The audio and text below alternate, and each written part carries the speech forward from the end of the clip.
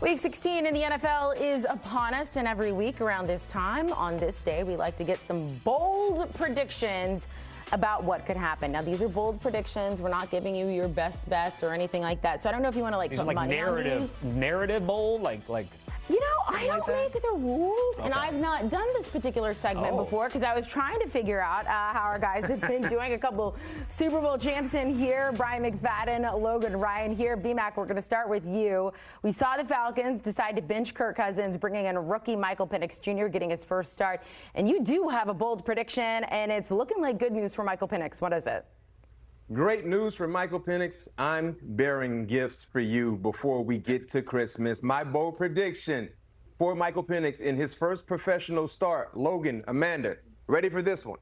300 yards of total offense against the New York Football Giants, 4 total touchdowns, and most importantly, he will lead his team to a win. Yes, Michael Penix is going to put on for the city of Hotlanta. He is going to have the fans jumping and shouting. He is going to be balling from the start to the end of the ball game. There were any issues with Michael Penix in his first start against the New York Giants. As I said, a total of 300 yards, bare minimum. That's the bare minimum. So that's the bottom number. That's the bottom. And 4 total touchdowns for Michael Penix. You know, he ran 4.58, so he might get you with a little read option, maybe a quarterback sneak here or there. But he will throw a few as well to total up to 4 touchdowns. Logan, print the T-shirts and print the do-rags. Michael Penix is here to stay. Listen, I think the 4 touchdowns is bold. Rookie in his first start coming in. This is the NFL now, so he's going to come out and just ball out in an Atlanta offense that hasn't been balling out. But I think Giants fans will love that. They're probably going to have the trash bags over their head. I don't know. The Giants, I don't know how much they want to win the game. So that make it easier for Michael Penix. I want to see a lefty balling, right? The lefty quarterback, we don't see that often. That's got to change some of your protection and whatnot. But Raheem Morris, he's played the game. He knows he's made a change here. Atlanta needs a spark. This is a real meaningful game for Atlanta. To make this decision, you had to see something in this kid in practice. I don't necessarily agree with the decision. I would have stuck with Kirk Cousins just because I know what his worst is. I know what his best is. But now the future may be bright. We'll see how bright it is for Michael Penix. If he does what you say he's going to do, then this guy's going to be a star for years to come.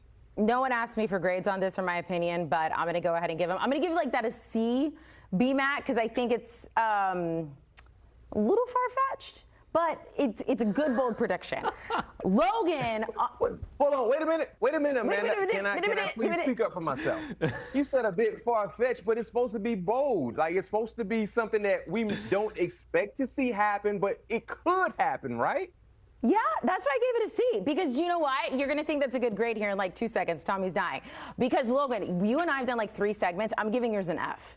Like, your bold prediction is terrible. And I was warned that you keep betting against the Chiefs. Explain your bold prediction and why you think this is going to happen. Amanda, do you know my record on bold predictions? No, I don't. Week. Is it good? I pick upsets every week. I picked the Lions get an upset when they did last week. I picked the Bills to get upset by the Rams 2 weeks ago. And this week, I'm picking Houston to upset Kansas City. Now, obviously, Kansas City is rolling, and they win it every week, and it's not luck. It's greatness. And Houston's been inconsistent. Patrick Mahomes is playing on a high ankle sprain. I don't know how he does it, B-Mac. Them high ankle sprains hurt. I thought he was going to be out a few weeks. So I think they're going to have a hobbled Patrick Mahomes. I know he's great still, but I think Houston finds their stride. Nico Collins is healthier. They've won 2 straight. That Houston defense has showed up. They're balling. They got a great pass rush to cause chaos to Patrick Mahomes in that run game. Derek Stingley is playing as good as any corner in football. I think Houston wakes up here. I think Houston goes in there in Kansas City and walks away with a win. Amanda, to your point, I feel like every week Logan is expecting an upset with the Chiefs. It seems like every team the Chiefs are playing against, he is picking that said team to beat the Chiefs. And secondly, Logan, if Houston beats Kansas City, is it really an upset with you talking about Pat Mahomes basically on he had one good ankle and the other one he's going to have a Dan Marino spat job on it? Like, is that going to be upset? They're still the Chiefs, though. They only got 1 loss, 12-1. So are you expecting them to lose, too? So you're going to double down with me then? What are you taking on this one? I mean, me personally, I would have sat Pat Mahomes because, to your point, the Houston Texans do a great job in sacking quarterbacks and putting pressure on quarterbacks. And the one issue for Kansas City has been the inability to do what? Protect Pat Mahomes. And now you're putting him behind that bad offensive line with a hurt ankle. Maybe they know something we don't know. But clearly they feel he's good enough to be able to participate and go against the Houston Texans defense. But I feel like if they win, I won't be, oh my goodness, Houston beat Kansas City. I'm like, okay, Houston won. I'm not surprised. That would be my logic more so than anything. And I will say, up until Patrick Mahomes, until they announced that he was probably playing, the Texans were actually favored in this game. It's gone back to the side of the Chiefs, but it's pretty much a pick 'em. And Logan, what was your bold prediction last week? What, last week with the Lions losing? I was told that was not your bold prediction. One of them. You had another one? Yeah, I mean, look, I got to give a couple. If they hit, they hit. If they don't hit, they don't hit. But we got the receipt. Just pull them up. I'm told he had the Chiefs, the Browns upsetting the Chiefs. But either way, the Lions is a good one. That's a good one. That is A++++. You can carry that for a while. Yeah, I got it wrong. I didn't pick the Browns upsetting the Chiefs last week. Oh, we're going to pull up the receipts then. I'll be on Team Logan because I'm a little scared of you. Let's go to the NFC North. Lions at Bears here. B-Mac, you have a bold prediction in this one. What is it? Yeah, the Lions and Bears game will be played in Chicago. Both teams were combined for, at the bare minimum, 70 points. 70 points, that's what we will see at the bare minimum on the scoreboard in terms of both offenses. And the reason why I'm going this direction is because you look at all the injuries the Lions are dealing with on the defensive side, they're going to have to score points. They're going to have to really bail their team out because I don't know if the Detroit Lions defensively can get the necessary stops. So Jared Goff and his crew, they will have to keep their foot on the gas. And secondly, for me, yes, Chicago, Caleb, offensively, they haven't looked real good. But one thing I know about Caleb Williams, when he plays in Chicago, he feels more comfortable and their offense is better. At home, they average around 24 points. On the road, they average around 14 points. So if you factor in the 24 points that they've been averaging at home, going against a defense that's probably, heck, Logan, I'm surprised the Detroit Lions haven't given you a call yet because they're almost down to the fourth or fifth guy in the secondary in terms of safety or cornerback play. Those injuries are starting to surface once again for the Detroit Lions, and will be a bit much for them. So I see Caleb Williams in Chicago having success against the Detroit Lions. So I'm saying both teams will combine for, at the bare minimum, 70 points. B-Mac, I like it. I mean, it's not bold at all. The Lions are averaging 40 the last couple of weeks, so we know what that offense can do. And, yes, they lost David Montgomery, but they could score points. We saw 80 when they played the Rams, right? And their defense, like you said, they got anybody playing out there right now. They're so banged up on defense. They're hitting all their injuries at the worst time. They definitely are losing some momentum. So I hope for them that they can carry back and rally. And sometimes teams tend to do that. When it's all looking bad, some no-name guys come up and step up and make a play. But if the Lions defense is what we saw and their offense scored 40, I like Chicago to go off too and score some points here. So I definitely predict some points. 70, I mean, if you would have went 80 or something, I would have thought that was super bold since we're coming at boldness today in this segment. But I like your thought here. Look, we get paid to be right. We get paid to have the viewer feel like our insight to be right. And I think you're right on this one.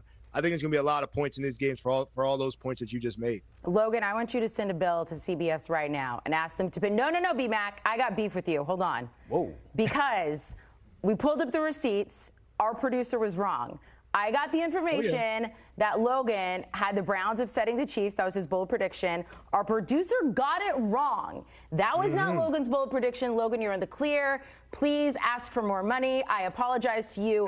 That was Bryant McFadden's pick, and you sat there in silence. Right. What? We sure? Yeah, but last week. I don't remember that. I don't know. You I don't were remember sitting there. You let him take the Logan fall. Look at him. He thinks I pick the Chiefs to lose every week. He doesn't, you know what I'm saying? Look at the records. I'm pretty spot on in segment. Tommy, she don't know who she's messing with. Well, Logan, if you're giving us 5 or 6 bold predictions there it is. That's the lower from last week. They put it up if you look at the graphic. D-Mac, I have never been more disappointed in you in my life. This is why Logan's going to get to go last. I come bearing gifts, Amanda. Remember, I come bearing gifts, all right? I'm coming bearing gifts. Yeah, gifts that, are going to have to be returned to the store, so include a gift receipt.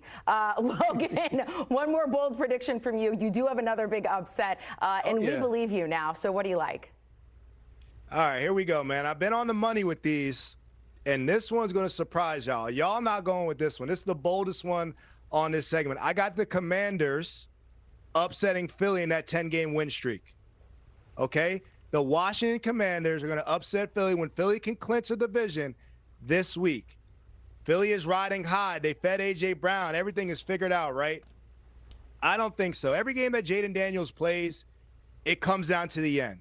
This kid is magnificent because the Commanders have been playing better ball. I know last week they had a scare there with New Orleans, but New Orleans has some fight to them.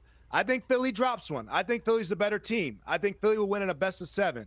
But I like the Commanders to get this win. They're playing for a lot. They're playing to win to make the playoffs here, and they're playing to find a wild card spot. They got a lot to play for. I think they find a way to frustrate Saquon and that offense enough. Marshawn Lattimore, remember the name. They signed him to cover A.J. Brown's. They signed this guy to cover #1 receivers. He can do it. He can limit A.J. Brown. Now, A.J. Brown is somewhat unstoppable, but he can limit A.J. Brown. That's why he was acquired. That's why he rested that hamstring for matchups like this. I like the addition of Marshawn Lattimore. I like Jaden Daniels, who's healthier than last time they played. He's healthy off that rib injury. I like him to go shock the Eagles and get it done. Real quick, I have a question. I know Philly, they're the favorites in this ball game, but what is the spread?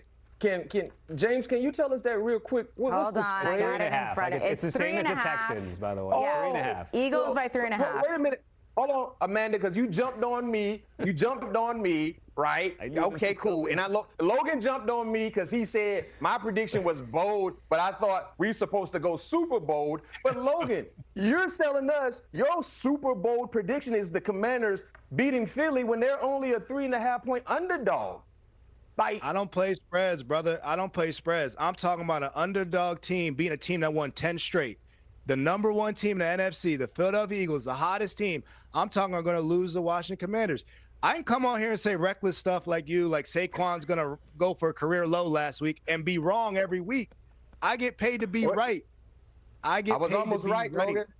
Almost right isn't right, B-Mac. Almost right isn't right. We're going to let you guys go. Thank you for an incredible time. Whose rating scale we're using. V-Mac, we're going to turn your mic off. Taking a look at what we got coming up this Sunday on CBS. The 1 o'clock slate, the 4:25 slate. It is, I think I'm just going to sit at home and just watch football all day. It sounds like a great plan.